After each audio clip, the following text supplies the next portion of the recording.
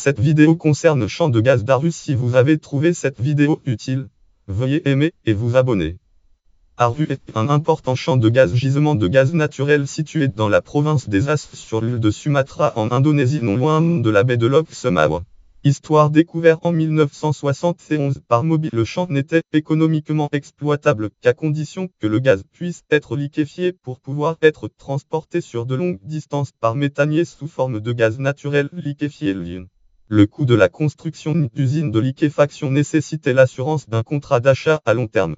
Des compagnies d'électricité japonaises étaient intéressées à investir dans des centrales au gaz et dans un terminal de regazéification de l'île. Par ailleurs, la même année, un géologue américain, Roy Huffington, avait découvert un autre champ de gaz géant dans la province de Kalimantan oriental, Badak.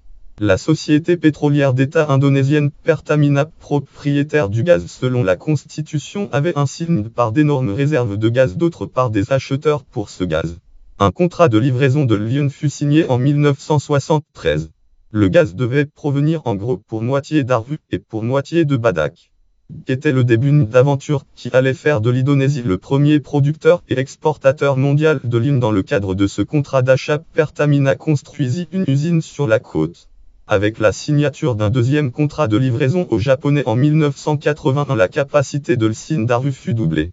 De nouveaux contrats amenèrent à une nouvelle extension de l'usine dont la capacité était alors de 12 unités de l'industrie du pétrole et du gaz par an. Néanmoins, le gisement dont les réserves ultimes sont estimées à quelques unités, 450 unités de l'industrie du pétrole et du gaz, 3 a vu sa production décliner à partir de la fin des années 1990.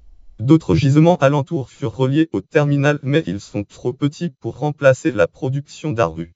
La capacité du terminal a été réduite de moitié en l'an 2000 avec la fermeture d'une partie des unités de liquéfaction.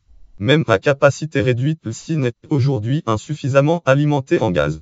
Au déclin de la production ajoute la hausse de la demande locale, principalement des usines des engrais, qui est prioritaire dans l'attribution du gaz disponible.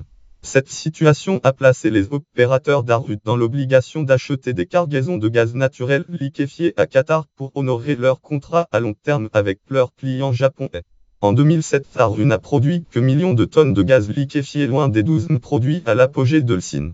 Le dernier cargo de gaz naturel liquéfié à destination de la Corée du Sud a appareillé en date octobre 2014. Reuters Indonesia Aru Project. Aussi, final cargo import du Reuters.com article Indonesia Export et du SIG, et le terminal va être converti en terminal de regazéification recevant du gaz de champ de gaz de Tangguh à l'est de l'Indonésie, ce qui fera de l'Indonésie le seul pays à transporter du lien en interne. Le conflit en Aceh, le développement industriel initié par la construction de l'usine de liquéfaction suivie de celle d'usine d'engrais va bouleverser la vie des habitants de la région, en particulier avec l'arrivée de travailleurs migrants notamment de Java. Mais surtout l'appropriation des revenus du gaz par le gouvernement central sans véritable retombée pour la population locale crée un restime en 1976. Le Gerakan Asmer de K Mouvement pour un Aceh libre, Ougamet est fondé, dont l'objectif est l'indépendance d'Aceh et la réappropriation du gaz d'Aru pour le seul peuple d'Aceh. Le GAM lance une série d'attaques contre des positions militaires et policières. En 1990, le gouvernement indonésien déclare Aceh Daerah Operasi Militaire zone d'opération militaire, ou DOM en 1990. Le début d'une guerre, qui ne dit pas son nom. La découverte en 1998 d'une fosse commune contenant les restes de combattants du GAM dans l'enceinte de l'usine d'Aru a provoqué l'indignation de la population d'Aceh. Américain du TED Assassin's Resistance Mouvement en ExxonMobil. Jeromis Chankis Case Study 85 mai 2001. Référence lien interne Aceh Badak Bontang Gerakan Asmer de K Pertamina catégorie droits de l'homme en Indonésie, catégorie industrie pétrolière en Indonésie, catégorie gisement de gaz naturel en Indonésie, Aru catégorie Aceh.